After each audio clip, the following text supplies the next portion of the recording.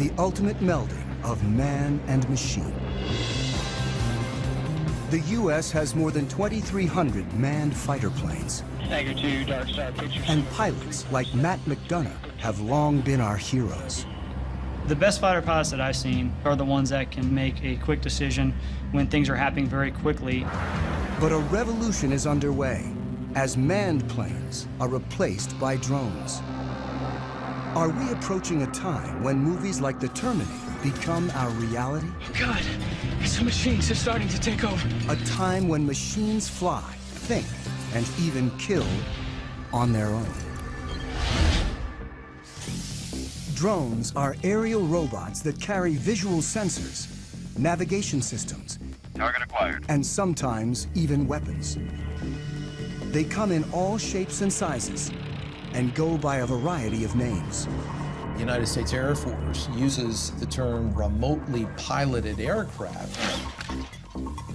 They are also known as unmanned aerial vehicles, or as the media likes to call them, drones. Already, the Pentagon relies on a family of more than 10,000 drones, usually to spy, but sometimes to kill. Small enough to fit in a soldier's backpack, the 3-foot-long Raven is the most widely used spy drone in the world. The stealthy Sentinel provided crucial intelligence in the raid to kill bin Laden. The killer Predator has flown thousands of missions since 2001. And the giant Global Hawk can stay aloft and spy for up to 35 hours. The military uses drones to support troops on the ground. 20 seconds. The CIA maintains a covert drone program to find and target individuals. The government claims drones have helped to eliminate up to 70% of Al-Qaeda's top leadership. They've been so effective, the Air Force predicts nearly a third of its attack and fighter planes will be drones within a decade. Planes can fly longer, they can pull more Gs, they can be more precise when they bomb if a human is not in the cockpit. We're entering a new era when the supremacy of even the most advanced planes is being challenged as engineers take the pilot out of the cockpit. Holloman Air Force Base in southern New Mexico is the largest Air Force training base for operators of remotely piloted aircraft. My name is Chad. I'm a captain in the United States Air Force. For security reasons, we've been asked to cover our last names to prevent us from potentially becoming a target of any kind. Captain Chad has flown remotely piloted aircraft in combat for 3 years, and now teaches pilots to fly the world's most famous killer drone. It's known as the MQ-1, or more commonly, the Predator. The Predator has changed warfare, but it's just a hint of what's to come. Where we are in terms of unmanned aerial vehicles is about the same place we were with biplanes right after World War I. We are at the very, very early stages of realizing what the potential of unmanned aerial vehicles are. Unlike complex fighter planes that are engineered for speed and agility, the Predator is built for endurance, so it needs to be light and efficient. It's the weight of a pickup truck or so, about 2,000 pounds, and it's balanced pretty evenly on the wheels. And with one hand here, I can lift it up and set it back down. The propeller-driven Predator cruises at only 84 miles per hour, and its 4-cylinder engine burns about 300 times less fuel than a fighter jet. I can't say exactly how long it can stay up, but it is possible to stay up over 24 hours. A typical fighter plane can only fly for about 2 hours without refueling, and short, angled wings keep it fast and maneuverable. But the Predator hovers 5 miles up, often in uncontested airspace, and its long wings maximize lift. So as you can see, it's got some flex to it. With no pilot to protect, a remotely piloted aircraft is much lighter and simpler than a manned plane. On a fighter, the pilot's support equipment and ejection system alone weigh as much as a Predator, which in place of a cockpit has a satellite control system. It's essentially the brains of the aircraft. It gives us the ability to communicate, control, keep link with the aircraft, and navigate it. The Predator's sensor ball carries daylight and infrared cameras. We can easily make out people from 5-6 miles away. The sensor ball also guides the Predator's 2 Hellfire missiles. From right here, we fire the laser, and the laser spot hits the ground, and then once we fire the missile, this is the seeker, so this seeker will find that laser spot on the ground and travel to that spot, giving us a very precise capability of employing weapons. When conducting missions, remote pilots work out of small trailers on the ground. They control the Predator by satellite. This link is what makes it possible to take the human out of the cockpit and fly from virtually anywhere on the planet. It's tight, about the size of a normal shipping container. And a shift, it could be anywhere from 2 or 3 hours up to 8 or more hours, depending on the situation. From trailers like this, pilots of the Predator and its larger cousin, the Reaper, have killed thousands of individuals since 2001. In this clip from Iraq, a Predator pilot sees 2 insurgents firing mortars towards a coalition airbase. He tracks them and finally shoots. Flash. The pilot's role is to support troops on the ground and go after threats while trying to minimize civilian casualties. With such high stakes, pilots like Chad need ongoing training. Today, he'll be flying the Reaper in an exercise 50 miles away in the New Mexico desert. All right, Greg, you're gonna be my HVI. I have Shadow on station. He's gonna be watching you. You're gonna be on a group of former soldiers working for a company called Rally Point will run an exercise in which Chad will hunt down insurgents in a mock village. We'll strike you there. Once you die, stay there, drive. 2 will play insurgents, and 1 will be a soldier on the ground communicating with Chad. About to take off now, so we're going to push the throttle up. And there we're up in the air. The training mission offers a rare glimpse into the mechanics of how the U.S. uses drones to support troops and prosecute its war on terror. The goal is to make it as realistic as possible so pilots can avoid mistakes when in battle. They should be checking in here probably in the next 20 minutes or so. It's going to be a MQ-9 Reaper. Check. If they're at 25,000 feet, which they generally work, we're not going to be able to see them at all. It takes about half an hour to reach the mock village. Drones like the Reaper can fly on their own using autopilot and preset GPS locations. But the Air Force still keeps human hands on the controls at all times. People have this concept of either it's a manned plane and the pilot's doing everything, or it's an unmanned plane and it's something out of the Terminator movies. The reality is it's in the middle right now for both the manned and the unmanned planes. Our mind tries to put it in terms of robot or human, but the reality is a mix. As Chad pilots the Reaper, his sensor operator, Jay, controls the cameras and lasers. On the ground, the fake insurgents enter the village as the Reaper hovers miles above. Bones 3-4, Rally 20, stay status. Rally from Bones 3-4, we have eyes on the target. Chad gets direction from the soldier, whose handheld receiver and computer allow him to see what Chad sees. Chad's call sign is Bones. The soldier goes by Rally. And Rally from Bones, we have 2 packs moving around inside the northwest corner of the compound. Bones 3-4 from Rally 20, continued Shadow. The soldier directs Chad and Jay to follow an HVI, or high-value individual, dressed in black. Rally from Bones 3-4, looks like the one individual wearing black is now getting on the motorcycle and departing the group. Depending on the situation, the decision to kill comes from an intelligence officer who could be anywhere, a battle commander on the ground, or sometimes the pilot. Bones 3-4 from Rally 20, looks like that personnel is stopping. Bones 3-4, that's a firm, that's what we got up here. All right, what I'd like to do is go ahead and prosecute 9-line Bravo 1. Copy. Master armed. The sensor operator targets using the laser. This will be a run against the target under our crosshairs. 10 seconds to release. Sensor, you ready? Copy. 3, 2, 1, rifle. And bombs 3-4, weapons away. 25 seconds time of flight. The Predator uses laser-guided Hellfire missiles. The weapons that can be used operate with an error distance of less than 9 feet.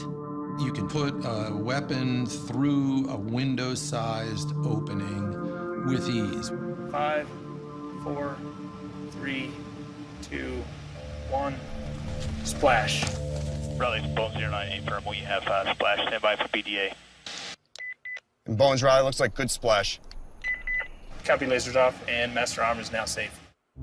The efficiency of having a single craft able to find, follow, and eliminate a target like this in real time represents a revolution in warfare. Let's go back to the middle of the last century. During World War II, it took on the order of months to assemble intelligence from a variety of different sources, whether it be airborne, on the ground, to assimilate that information and then determine what targets might be hit. Then it took hundreds of aircraft and literally thousands of bombs to go out and attack a target using that information that had been developed over a period of months. Today, with the capabilities all wrapped up into one vehicle, the Predators and the Reapers in particular, you can accomplish that find, fix, finish cycle in a matter of single-digit minutes. Before the Predator, the military had to design separate aircraft for intelligence gathering and attack. Reconnaissance was key, and after World War II, engineers built ultra-sophisticated spy planes. They went faster and higher than ever before to make sure the pilots and the information they gathered didn't fall into enemy hands. The SR-71 was triple sonic. In other words, it go over Mach 3. Max recorded altitude was 85,200 some feet. And there are several of us that have gone higher than that. Pilot Tony Bevacqua is one of a select group of men to fly the SR-71, a titanium spy plane built during the height of the Cold War that could take photos of the ground with 12-inch resolution from 90,000 feet. Literally faster than a rifle bullet. Even missiles were too slow to catch it. I was the first person in the SR-71 to get shot at, and it was over Hanoi. You got an airplane that's going 2,300 miles an hour, and it's very, very difficult to even come close. They figure that the missile exploded about a mile below me, and we're in and out of there in no time. Thank God. The cost of such speed was that the SR-71 needed to be refueled every 2 hours. But there was a slower alternative called the U-2. Bevacqua is one of only 12 pilots to have flown both operationally. I was very proud of being a U-2 pilot because of what we have done and what we're still doing. It's just a magnificent platform, does excellent reconnaissance. Still widely used today, nearly 60 years after its introduction, pilot endurance limits U-2 flight time to 12 hours. It's pretty demanding on their bodies. They have to wear a special high-altitude suit for it, and then it whites them out for a good couple of days. It fatigues them quite a bit to go that high. Manned spy planes are not only limited by human endurance, they also bring the risk of pilot loss. In 1960, Bevacqua's friend, Francis Gary Powers, was shot down while flying a U-2 over the Soviet Union. It was a propaganda field day for the Russians. Powers' cover story was that he was on a meteorological flight. Frank Powers tried to say it was a weather flight. but there's miles of film. And so it was easy to discern what he was doing. Khrushchev denounced the United States with every epithet in his vocabulary. He summarily rejected all attempts of the West at reconciliation. Powers was imprisoned in Russia for more than 2 years, creating a major international incident and clearly demonstrating the need for unmanned spy planes. It was a development from the pilotless aircraft principle. Guidance was by radio from an accompanying aircraft. After reaching altitude... As early as World War II, once at altitude, airplanes could be controlled by radio signals after the pilot bailed out. But for decades afterwards, before GPS, drones were limited by primitive autopilots and navigation systems. In the 60s and 70s, drones crashed constantly, including the most advanced unmanned aerial vehicle, or UAV, the Aquila drone, that averaged a crash every 20 hours. It was a small propeller drone that would fly over the battlefield and gather information and beam it back to you. The problem is, back in the 70s, the technology wasn't ready yet. It was a $1 billion program by the time they got just a couple prototypes. I was frustrated that the U.S. could not make UAVs really work. Ade Karam is the father of the Predator. This is one of 2 small UAVs built in my garage between 1980 and 1983. I was borrowing $18,000 a year from family. That's all we had. Everything was built with the lowest possible technology. We were trying to show that if you design the best you can, then you are going to get performance by design.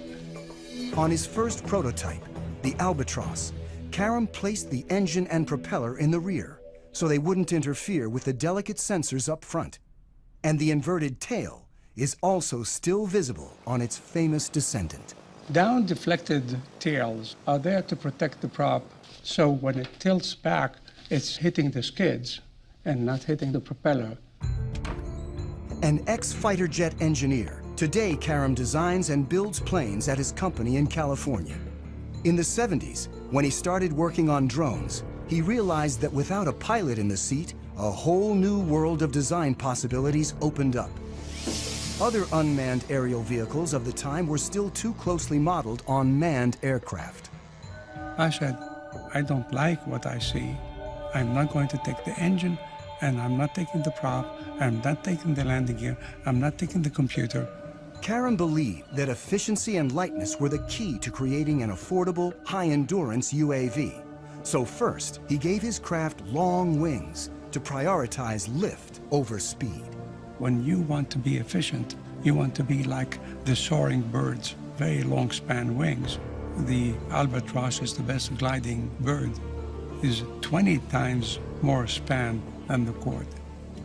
And my Albatross, the UAV Albatross, was close to that. Karam built the Albatross from scratch in his garage. He modified a go-kart engine to burn only 1/10 of a gallon of fuel an hour, and Albatross soon evolved into Amber, a 15-foot-long, 28-foot span UAV with 38-hour endurance. Karam relied on seed money from DARPA, the Defense Advanced Research Projects Agency. Its early investments in artificial intelligence and other technologies led to countless civilian uses and made modern UAVs possible.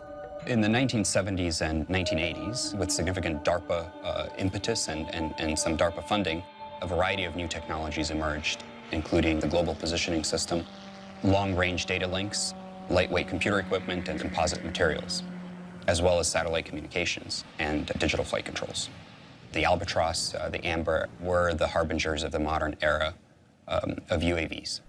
We were a total team of 3 people, and we proved a lot of what we wanted to prove. Secretary of the Navy and the head of DARPA, they said, okay, you fly 500 hours, how many are you going to crash? We ended up not crashing any in the 500 hours we did for the military. Karam's Amber prototype never went into full production. But after a number of incarnations, by the mid-90s, his design became known as the Predator. Do not handle the missile by the strakes, wings, fins, seeker head, rocket motor, nozzle seal, umbilical connector housing during loading to prevent damage to equipment and or injured personnel. My UAVs were not meant to be armed. It was really built for the Cold War, when we had the big tactical challenge with so much artillery on their side, so much artillery on our side. Ready? With two large armies facing off, UAVs could be used for espionage, but not attack. Then, after 9/11, America started targeting individuals. Now we are fighting non-state enemies, so it starts making sense to arm the UAV, which is not my intention in the beginning. In October 2001, an armed Predator changed warfare forever. I was the commander of the air operations against Afghanistan, where we actually used, for the first time, a weapon off the MQ-1 Predator. The advantages were enormous, order of magnitude beyond where remotely piloted.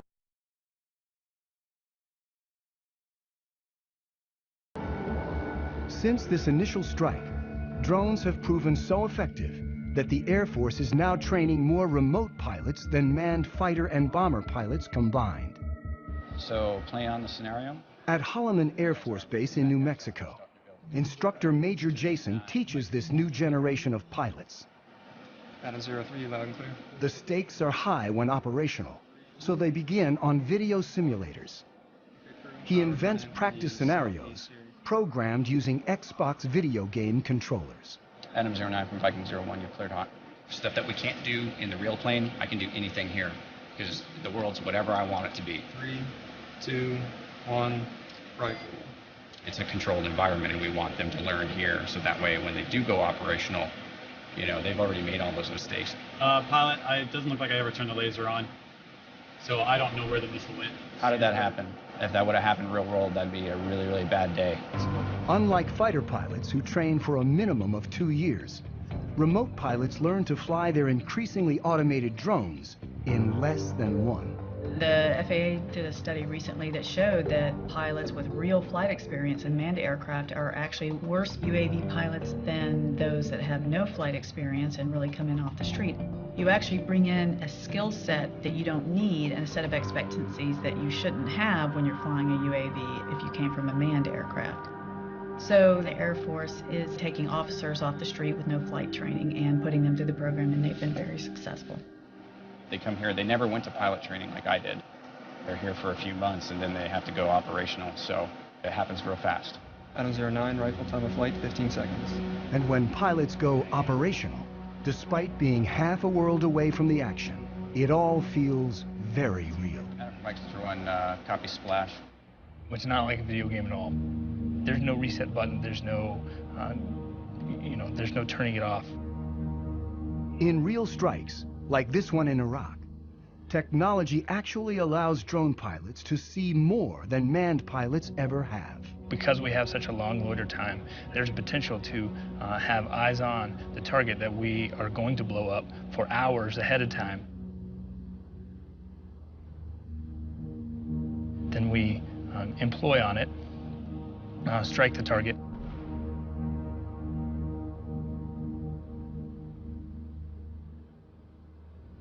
And then stick around for another few hours to watch what happens afterwards.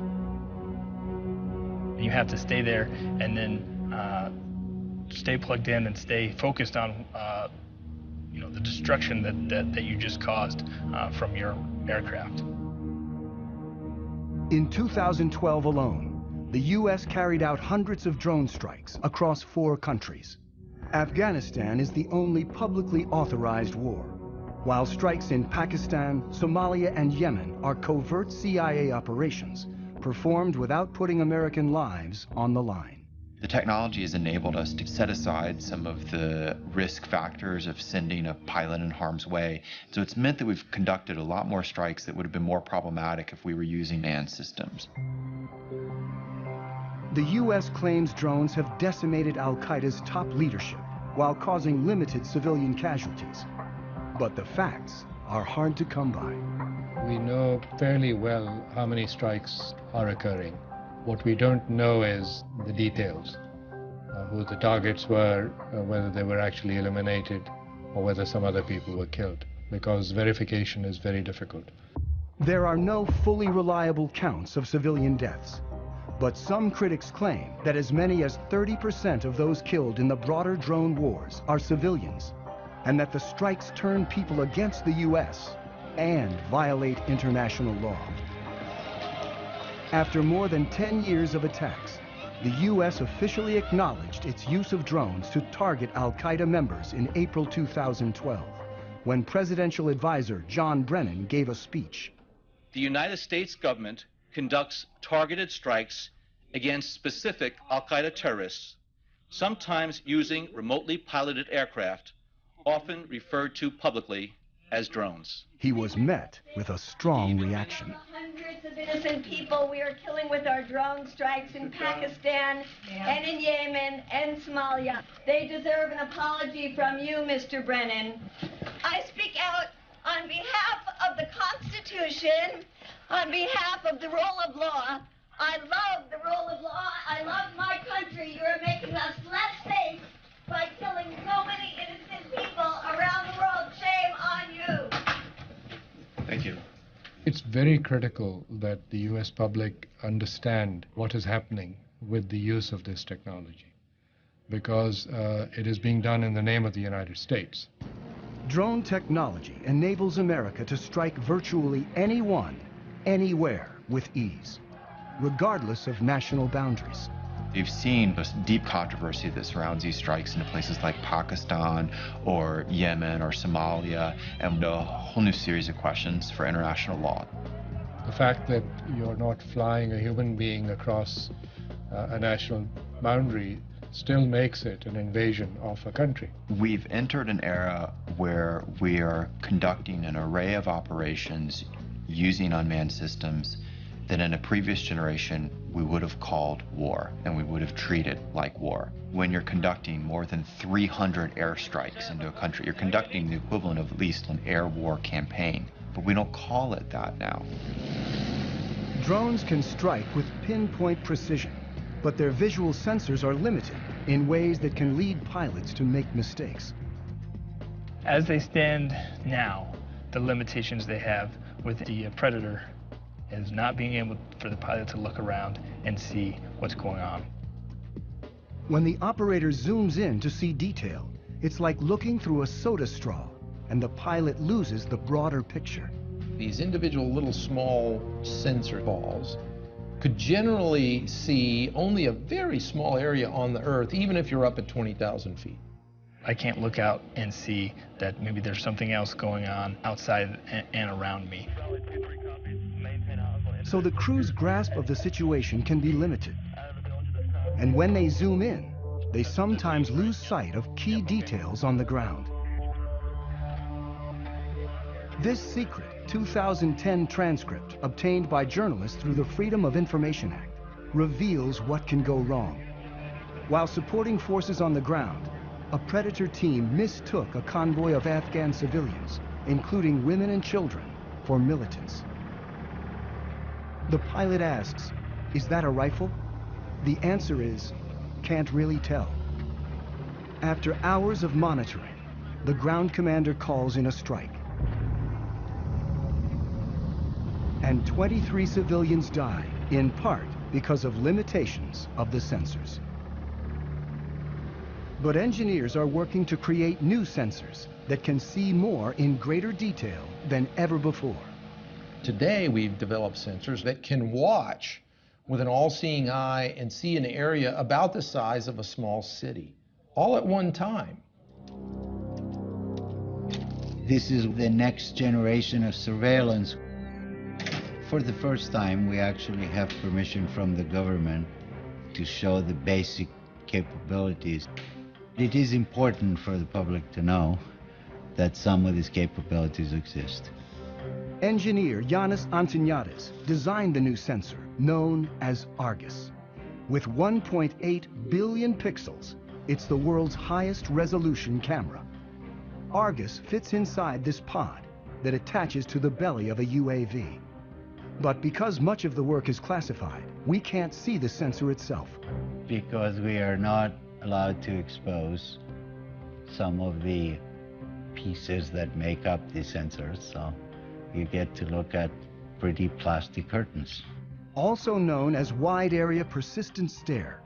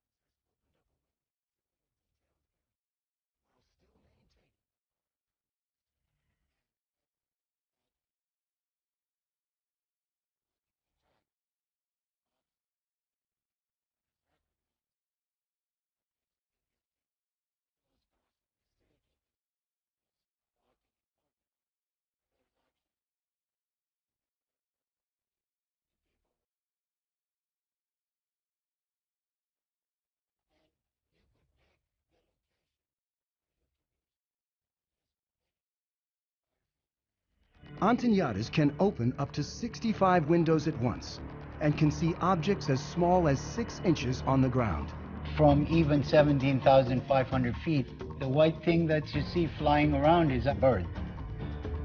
Argus streams live to the ground and also stores everything, 1 million terabytes of video a day, which is the equivalent of 5,000 hours of high-definition footage.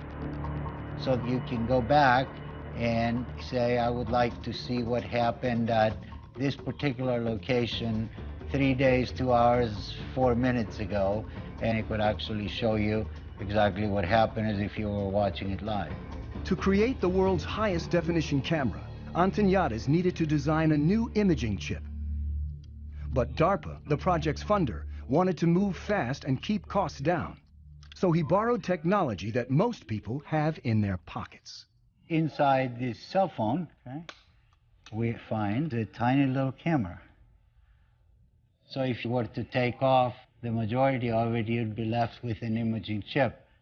If you were to take 368 of this and make a big mosaic out of them and start shooting images, now you have Argus. Unlike the Predator camera that limits field of view, Argus melds together video from each of its 368 chips to create a 1.8 billion pixel video stream. This makes it possible to zoom in and still see tremendous detail. Whether Argus has been deployed in the field is classified. I'm not at liberty to discuss plans with the government, but if we had our choice, we would like Argus to be over the same area 24 hours a day, 7 days a week. That's not very easily achievable with manned platforms. This is where UAVs come in, and they're absolutely the perfect platform. Argus may be mounted on an armed UAV like the Predator, a long-range platform like the giant Global Hawk, or a development craft called the Solar Eagle that may someday stay aloft for years at a time. The U.S. Air Force right now has the ability to archive every single video that comes off of every single UAV. We're moving to an increasingly electronic society where our movements are going to be tracked. While technologies like Argus are expanding the reconnaissance power of UAVs, unmanned aircraft remain vulnerable in other ways. The Air Force's large drones still crash more often than manned planes. The $100 million Global Hawk is nearly 3 times more likely to crash than the U-2 it was designed to replace. Even if there's no pilot to lose, when a drone goes down, it can still be a problem. It doesn't take a thermonuclear brain surgeon to figure out that if you are operating a highly advanced, technologically capable system, that you'd prefer not for it to fall into adversary hands. In 2011, an American spy drone, the RQ-170 Sentinel, was lost over Iran. There was a problem with the aircraft, and it landed in an area it shouldn't have landed in, and that's about all I'm going to say. The Iranians claim they hacked into the drone's control system and took over the craft. And in theory, it is possible to take over any computerized system. You could never call up Maverick in his F-14 if the movie's, Top Gun, and you say, Maverick, talk to me, Goose. Recode all American jets as Russian jets. Tom Cruise would have, laughed his weird cackle and said, no way, man. With a computer, you can do that. Either jam it or even more so, co-opt its operations. And it's a whole new era in war. Opens up a lot of new possibilities and, of course, huge new dangers to think about. Why the Sentinel went down remains classified. But experts point out that drones often crash for very basic reasons. UAVs sometimes aren't that smart. Their self-diagnosis isn't all that smart. And by the time they have a problem, it's too late. You lose the link, lose power, and you're gone. Control can be lost for a number of reasons. When Reaper pilot Chad simply banks too sharply, he loses the satellite link. Uh-oh. The picture freezes, and he's momentarily flying blind. That was me turning. He quickly levels the craft and restores the link. I was turning aggressively and it had trouble keeping up the satellite link.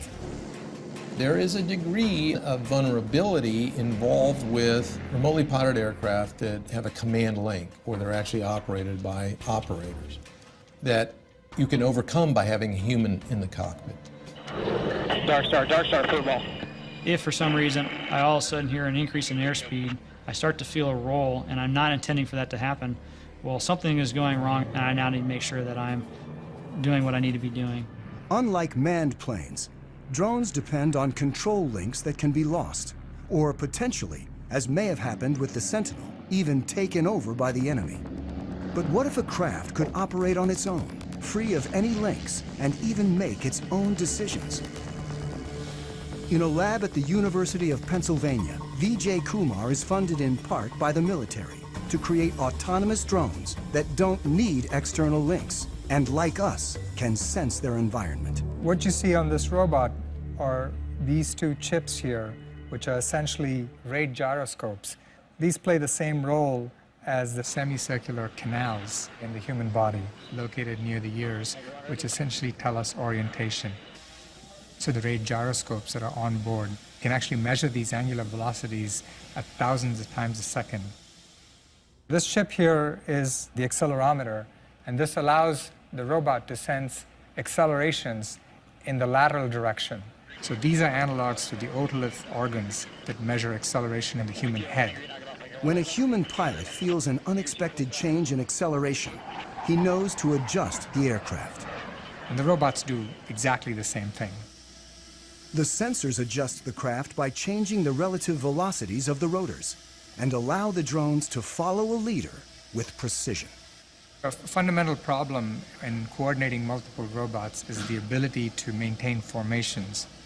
What a robot has to do is determine where its neighbors are and figure out what the relative position is, and then monitor that relative separation very carefully. You only need to tell one robot how to move, and the other robots essentially maintain formation by just keeping a specified relative distance. In the figure eight, they come within inches of each other, so they have to combat aerodynamic effects from their neighbors, and they have to have very, very precise control. And all that is done autonomously. The precision of the robots allows them to do some things more quickly and accurately than human pilots can, like predict the movement and the shape of an object and adjust accordingly.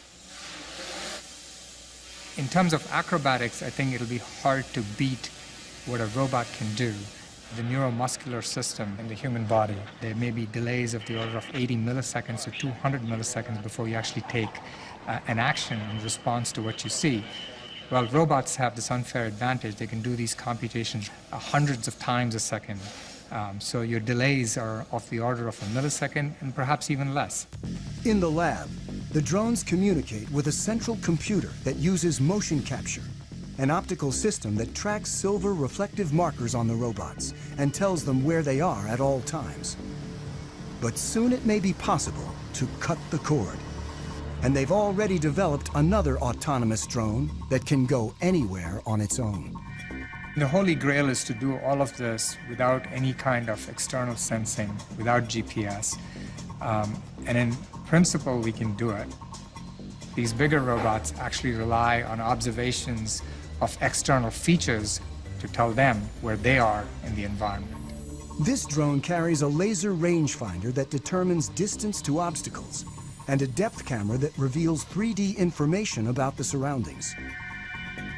They carry on board the processing power, the sensors that are necessary to look at the environment, to reason about the environment. So they can take their relative location and the location of the features to build a three-dimensional map. Well, I'd like to see this technology being used for humanitarian purposes. Imagine there's a 911 call from the building. I think we'll soon have the technology that enables, let's say, 20 UAVs to just swoop through the building and within a minute find out who's in each room and then communicate that to firefighters who are waiting outside. But any technology that you develop, there are always people who are going to use it in ways that the designer never intended them to be used.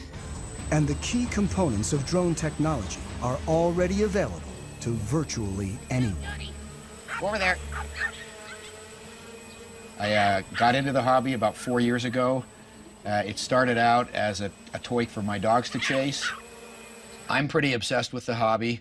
I am currently single, have been for 30 years. No kids. I just live here with my 3 dogs, and I get to spend nearly every night and every weekend working on these things. Corey Brixon of Orange County, California, is one of tens of thousands of drone hobbyists across the country. The basic quadcopter is about $500, which is the frame, the motors, the speed controllers, the electronics that you need. This is actually the GPS sensor, and that's sending the signals out to the satellites. The cameras, as small as they are, they're high-definition footage. Like the Predator, Corey's quadrotor has a programmable autopilot that uses GPS to navigate. He can set locations, altitude, and speed so the craft can fly autonomously. Corey flies for fun, but drones, small and large, are increasingly used domestically for more serious purposes. The Border Patrol searches for illegal migrants with Predators. Police departments are turning to smaller drones for reconnaissance. And thousands of individuals use them for their own, sometimes political, ends. We don't consider ourselves to be animal rights activists. We're investigators.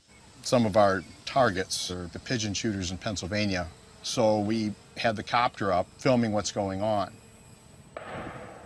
There were a couple of shots, and it's slowly losing altitude. And then it takes one more shot, and it's down in the trees.